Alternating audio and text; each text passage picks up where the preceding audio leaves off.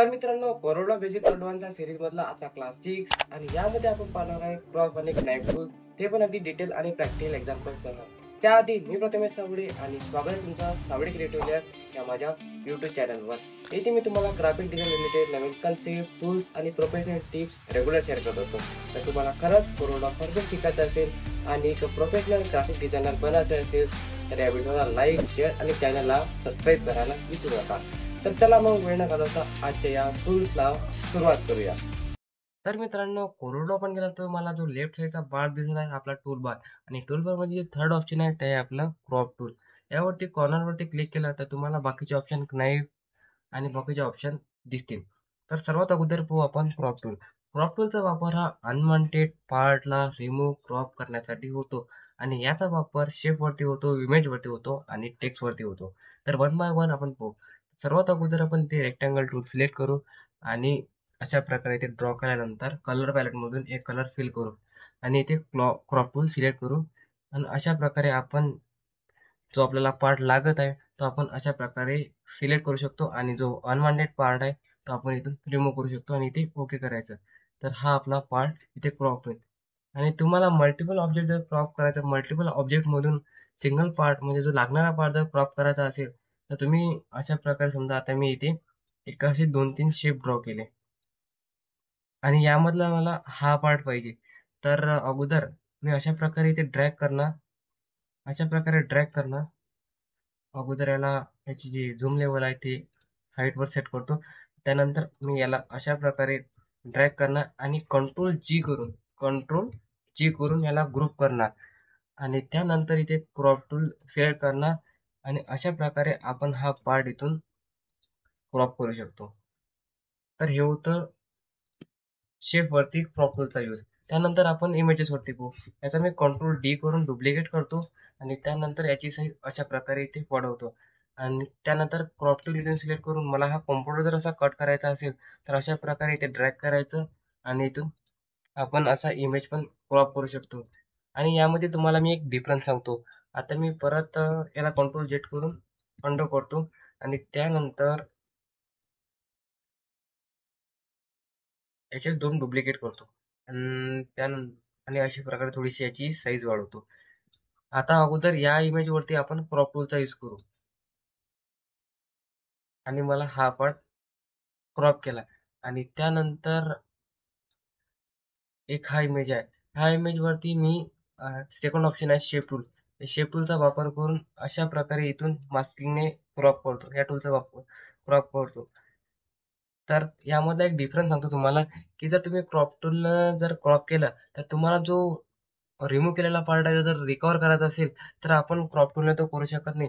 तोच जर आपण शेप टूलचा यूज करून जर याला अशा प्रकारे जर क्रॉप केलं तर आपल्याला जो अनवॉन्टेड पार्ट आपण रिमूव्ह केलेला आहे तो परत आपण अशा प्रकारे इथून रिकव्हर करू शकतो. तर आय होप हा तुम्हाला डिफरन्स समजला असेल. त्यानंतर पाहू आपण की क्रॉप टूलचा टेक्स्ट वरती यूज कसा होतो. तर सर्वात अगोदर मी याची जी झूम लेवल आहे इथून आपण याची झूम लेवल ऍडजस्ट करू शकतो. तर टू हाईट करतो, आणि त्यानंतर याच टेक्स्टचा मी कंट्रोल डी करून डुप्लिकेट करतो, आणि अशा प्रकारे त्याची आपण साईज वाढवतो, किंवा तुम्ही इथून याची साईज वाढवू शकता. त्यानंतर टेक्स्ट आपण ऍड केला. आता आपण इथून क्रॉप टूल सिलेक्ट करू, आणि आपण अशाच प्रकारे याला आपण क्रॉप करू शकतो. तर असा यूज होता आपला क्रॉप टूलचा टेक्स्ट वरती, शेप वरती आणि इमेजेस वरती. तर यानंतर पाहू आपण क्नाईफ टूल. क्नाईफ टूलचा वापर हा क्रिएटिव्ह कट्स लावण्यासाठी होतो. तर आता क्रिएटिव्ह कट्स कसे, तर सर्वात अगोदर आपण शेप वरती करू. तर आता कंट्रोल डी करून मी आता डुप्लिकेट करतो, आणि याची साईज अशी हँडलच्या सहाय्याने अशी वाढवतो, आणि त्यानंतर याचा फ्लायआउट ओपन केल्यानंतर जे आपल्याला सेकंड ऑप्शन मिळाला आहे ते आहे क्नाईफ, सिलेक्ट करतो. आणि यामध्ये तुम्हाला दिसत आहे बाय डिफॉल्ट, आता मी सिलेक्ट केलेला आहे, बाय डिफॉल्ट तुम्हाला इथे फ्री हँड मोड येईल. तर फ्री हँड मोडने आपण डायरेक्ट असे प्रकारे एक लाईन नाईफ टू सिलेक्ट केल्यानंतर अशा प्रकारे एक इथे लाईन ड्रॉ करू शकतो, आणि एक त्याला असा कट देऊ शकतो. आता माझ्या कोरड्रॉ मध्ये काय माहित काय प्रॉब्लेम होत आहे, तर इथे असा एक कट होत नाही. तर त्याकरिता सोल्युशन म्हणून जर तुम्हालाही अशी प्रॉब्लेम आली तर काय करायचं, परत समजा आता एक मी इथे हा शेप घेतला, आणि या शेपला मला इथून कनाईफ टूलने कट करायचा आहे. तर असा कट करायचा आणि असं क्लिक करायचं. क्लिक केल्यानंतर तो कट होईल आणि त्यानंतर पिक टूलच्या सहाय्याने आपण त्याला अशा प्रकारे इथून सेपरेट करू शकतो. आणि त्यानंतर तुम्हाला एक यामधील पण डिफरन्स सांगतो की स्नॅप टूलमध्ये कोणता डिफरन्स आहे. तर मी इथे रेक्टांगल टूल सिलेक्ट केला आणि अशा प्रकारे इथे एक शेप ड्रॉ केला आणि त्यामध्ये रेड कलर फिल केला आणि कंट्रोल डी करून याचा डुप्लिकेट करून अजून एक शेप घेतला आणि यामध्ये आपण एक दुसरा कलर फिल करू. फिल केल्यानंतर आता हा एक पहिला शेप आहे, याला आपण नाईफ टूल सिलेक्ट करू आणि नाईफ टूल सिलेक्ट केल्यानंतर असा एक फ्री हँडने आपण असा कट देऊ. असा याला टॅप करू म्हणजेच तो कट होईल आणि त्याला आपण अशा प्रकारे कट केल्यानंतर खाली आणू आणि त्याच नंतर जे सेकंड आहे, जे सेकंड ऑब्जेक्ट आहे म्हणजे शेप आहे, त्यावरती आपण नाईफ टूलने अगोदर जे तुम्हाला हे ऑप्शन मिळत आहे याला आपण इथे बंद करू आणि एक अशा प्रकारे कट मारू आणि त्यानंतर इथे टॅप करू आणि अशा प्रकारे त्याला घेऊ. तर तुम्हाला यामधील एक डिफरन्स दिसत असेल की आपण या शेप जो ड्रॉ केलेला आहे आणि याला जो नाईफचा कट दिलाय यामध्ये जे आउटलाईन आहे जो पाहत आहे तो परत याने कम्प्लीट केलेला आहे आणि यामध्ये जो आउटलाईन आहे जो पाहता इथे त्याने क्लोज केला नाही. तर हाच तो डिफरन्स होता की आपण नाईफ टूल जेव्हा सिलेक्ट करतो तेव्हा हे ऑप्शन जर तुमचा ऍक्टिव्ह असेल तर जो पाथ आहे तो क्लोज होईल आणि जर ऑप्शन जर ऑन नसलं म्हणजे आपण हे ऍक्टिव्हेट नसलं यावरती क्लिक केलं नसलं तर तुम्हाला जो पाथ आहे तो इथून अशा प्रकारचे आउटलाईन आहे ते क्लोज झालेली दिसणार नाही. त्याकरिता हे ऑप्शन तर सिलेक्ट पाहिजेच आणि यामध्ये इथे ऑटोमॅटिक किंवा कीप आउटलाईन हे दोन ऑप्शन सिलेक्ट पाहिजे तेव्हाच कुठं त्या ऑब्जेक्टला शेपला अशी आउटलाईन राहील. तर त्यानंतर आपण शेप वरती पाहिला नाईफ टूलचा यूज. त्यानंतर आपण पाहू टेक्स्ट इमेज वरती. तर याला कंट्रोल डी करून अशा प्रकारे मी याला डुप्लिकेट करून अशा प्रकारे याला साईज वाढवतो आणि नाईफ टूलचा यूज करून अशा प्रकारे याला कट देऊ शकता आणि अशाच प्रकारे तुम्ही टेक्स्टलाही देऊ शकता. आणि त्यानंतर या टेक्स्टला मी कंट्रोल डी करून डुप्लिकेट करतो आणि याची साईज अशी वाढवतो. साईज वाढवल्यानंतर आपल्याला याला कट द्यायचा आहे. नाईफ टूल सिलेक्ट केला आणि अशा प्रकारे याला कट दिला तर आपण असे जे टेक्स्टला आहे ते आपण असे सेपरेट करू शकतो.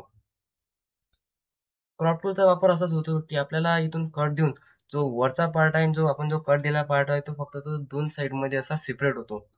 अशा प्रकारे आपण टेक्स्टला कट देऊ शकतो आणि याच्या रिलेटेड आपण काही प्रॉपर्टीज पाहू नाईफ टूलच्या. तर सर्वात अगोदर आपण एका इमेजेस वरतीच घेऊ. कंट्रोल डी करून याला डुप्लिकेट केला आणि मला साईज अशी वाढवली. त्यानंतर इथून नाईफ टूल सिलेक्ट केला. आता प्रॉपर्टी टूलमध्ये आपल्याला काही ऑप्शन दिसत आहे. सर्वात अगोदर आहे टू पॉईंट लाईन मोड. तर टू पॉईंट लाईन मोडचा वापर हा इथे स्ट्रेट लाईन किंवा एक लाईन ड्रॉ करण्यासाठी होतो. जर तुम्ही इथे असं होल्ड करून अशी जर लाईन ड्रॉ केली तर एक अशी लाईन येते आणि जर तुम्ही शिफ्ट प्रेस केला तर एक परपेंडिक्युलर लाईन तुम्हाला इथे अशी ड्रॉ करता येते आणि जर तुम्ही शिफ्ट प्रेस नाही केला तर ती तुम्हाला अशा प्रकारे तुम्ही इथे लाईन ड्रॉ करू शकता. तर मी शिफ्ट प्रेस केला तर एक परपेंडिक्युलर लाईन ड्रॉ झाली आणि त्यानंतर आपण याला अशा प्रकारे एक कट देऊ शकतो. तर हे होतं पहिलं ऑप्शन. त्यानंतर आपण कंट्रोल झेड करतो, अंडो करतो आणि त्यानंतर आपण कंट्रोल सिलेक्ट करू आणि सेकंड ऑप्शन तर आपल्याला तुम्हाला सांगितलं की बाय डिफॉल्ट असते. म्हणजे या ऑप्शन वरती सिलेक्ट केलं म्हणजे फ्री हँड मोड वरती सिलेक्ट केलं तर आपण फ्री हँडने कसंही एक कट देऊ शकतो. तर अशा प्रकारे आपण याला एक कट देऊ शकतो. अशा प्रकारे आपण याला एक कट देऊ शकतो आणि त्यानंतर आहे थर्ड ऑप्शन. तर याला मी परत कंट्रोल डी करतो आणि साईज वाढवतो याची आणि त्यानंतर टूल सिलेक्ट केल्यानंतर तुम्हाला थर्ड ऑप्शन मिळते बेझियर मोड. ह्या बेझियर मोडचा वापर आपल्याला कर्व करण्यासाठी होतो म्हणजे कर्व क्रॉप करण्यासाठी होतो. तर याचाच जे बेझियर टूल आहे तो आपल्याला समोर पण पाहायचा आहे डिटेलमध्ये या ऑप्शनमध्ये. तर सर्वात अगोदर आपण इथे शॉर्टमध्ये पाहू. तर मी इथे बेझियर टूल सिलेक्ट केला आणि अशा प्रकारे आपण याला असे कट्स देऊ शकतो. तर याचा वापर तर मी तर जास्त काही करत नाही आणि त्यानंतर आपण त्याला अशा प्रकारे इथून कट्स देऊ शकतो आणि कंट्रोल झेड करून याला अंडो करतो आणि त्यानंतर परत जे फोर्थ ऑप्शन आहे, फोर्थ ऑप्शन मी तुम्हाला सांगितलंच आहे की जे आउटलाईन आहे ती या ऑप्शन वरती आणि इथे ऑटोमॅटिक आणि कीप आउटलाईन जर सिलेक्ट असलं तर आपल्याला जे ऑब्जेक्टची नाईफ टूल यूज केल्यानंतर ते जो पाथ आहे तो क्लोज होईल आणि जर सिलेक्टेड नसला तर तो होणार नाही. आणि त्यानंतरची ऑप्शन आहे की फ्री हँड स्मूथिंग. आता फ्री हँड स्मूथिंग पाहू. तर आता मी एक इथे फ्री हँड टूल्सला सिलेक्ट करतो आणि एक अशा प्रकारे इथून अशा प्रकारे याला कट मारतो. तर पाहू शकता तुम्हाला अशा प्रकारे कट दिसते. तर याला आपण डिटेल मध्ये घेऊ थोडं, म्हणजे तुमच्या लक्षात येईल. तर अगोदर आपण 2 शेप ड्रॉ करू आणि यामध्ये मी कलर फिल केला. त्यानंतर कंट्रोल डी करतो. अशा प्रकारे 2 शेप केले. त्यानंतर एक पहिला शेप आहे त्याला आपण सिलेक्ट केला आणि स्नॅप टूल सिलेक्ट केला. आणि जे स्मूथिंग आहे ते आपण 14 ठेवली किंवा आपण याला सध्याचे 0 घेऊ. 0 घेतल्यानंतर आपण इथे फ्री हँड मोड यूज केला आणि याला अशा प्रकारे काही कट्स दिले. कट दिले आणि याला अशा प्रकारे आपण सेपरेट केलं. आणि सेकंड शेप आहे आणि त्याला आपण समजा shape tool snap tool select केला आणि याची जी स्मूथिंग आहे ते आपण इथे अशी वाढवली आणि त्याला अशा प्रकारे इथून क्रॉप केला आणि याला इथे कॅप केलं.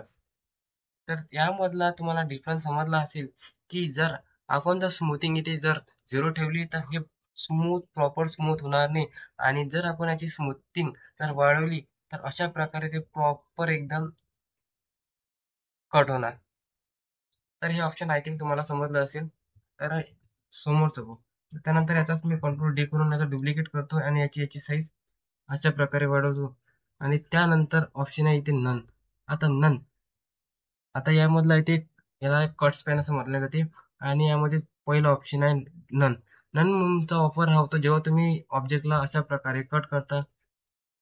आता मी परत इथे 3 शेप ड्रॉ करतो कम्पॅरिझन साठी आणि थोडी याची साईज जी आहे ती अशी लहान करतो आणि कंट्रोल डी करतो आणि तिन्ही मध्ये एक वेगवेगळा कलर फिल करतो.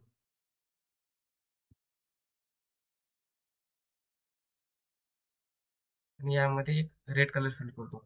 आणि सर्वात अगोदर आपण याचा आता कंपॅरिझन करून की हे जे ऑप्शन आहे कट स्पॅन ते कसे यूज होतात.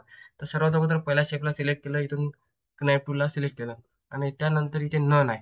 तर मी इथे फ्री हँड टूलला सिलेक्ट केलं आहे आणि याला असा कट मारला आहे. कट मारल्यानंतर यामध्ये तुम्हाला कोणतीच गॅप दिसत नाही. आणि त्यानंतर आपण सेकंड जो शेप आहे त्याला आपण स्नॅप टूल सिलेक्ट करू आणि त्यानंतर फ्री हँड मोड तर सिलेक्टच आहे. त्यानंतर जो नन आहे त्याला आपण गॅप वरती नेऊ आणि एक अशा प्रकारे इथून इथे थोडी व्हॅल्यू देऊ. इथं तुम्ही थोडी व्हॅल्यू इथे स्पेसिफाय करू शकता आणि याला असा एक कट देऊ. आणि थर्ड शेप आहे. त्या थर्ड शेपला आपण परत सिलेक्ट करू, फ्री हँड मोड वरती क्लिक करू आणि त्यानंतर जे हे ऑप्शन आहे यामधला आपण ओव्हरलॅप करू आणि याला असा एक कट देऊ. तर यामधला डिफरन्स तुम्हाला समजला असेल. जर यामध्ये आपण नन ठेवलं तर हे 2 पार्ट क्रॉप तर होतील, पण यामध्ये जे गॅप आहे किंवा ते ओव्हरलॅप होणार नाही. म्हणजेच तुम्हाला यामधल्या कोणत्याच प्रकारची जी स्पेस आहे यामध्ये दिसणार नाही. आणि त्यानंतर आपण जर गॅप हे ऑप्शन सिलेक्ट केलं तर यामध्ये जे तुम्ही इथे गॅपची व्हॅल्यू स्पेसिफाय केलेली आहे तर तुम्हाला इथे गॅप दिसेल. आणि त्यानंतर थर्ड आहे ओव्हरलॅप. आणि ओव्हरलॅप ऑप्शन सिलेक्ट केल्यानंतर जो कट केलेला पार्ट आहे तो एकावरती एक अशा प्रकारे ओव्हरलॅप होईल. तर असा होता आपला नाईफ टूलचा यूज. तर अशा प्रकारे तुम्हाला सिंपल वन शॉट सांगून देतो. मी याला कंट्रोल डी करून डुप्लिकेट केलं आणि अशाची साईज वाढवली आणि इथून नाईफ टूल सिलेक्ट केला. आणि त्यानंतर तुम्ही आम्हाला 3 मधला कोणतेही ऑप्शन करून अशा प्रकारे इथून कट करू शकता आणि यावरती असं टॅप करायचं म्हणजे तो जो आहे तो कट होईल आणि अशा प्रकारे आपण याला सेपरेट करू शकता. तर असा होता आपला आजचा नाईफ टूल आणि क्रॉप टूल. आय होप तुम्हाला प्रॉपर समजला असेल. तर मित्रांनो, या व्हिडिओमध्ये आपण पाहिला आहे क्रॉप आणि नाईफ टूल. आय होप ते तुम्हाला समजलेच असतील. आणि कशा प्रकारचा जर डाऊट असेल तर कॉमेंटमध्ये नक्की सांगा. आणि अशाच इंटरेस्टिंग व्हिडिओसाठी चॅनलला सबस्क्राईब करायला विसरू नका. तर भेटूया मग पुढच्या व्हिडिओमध्ये.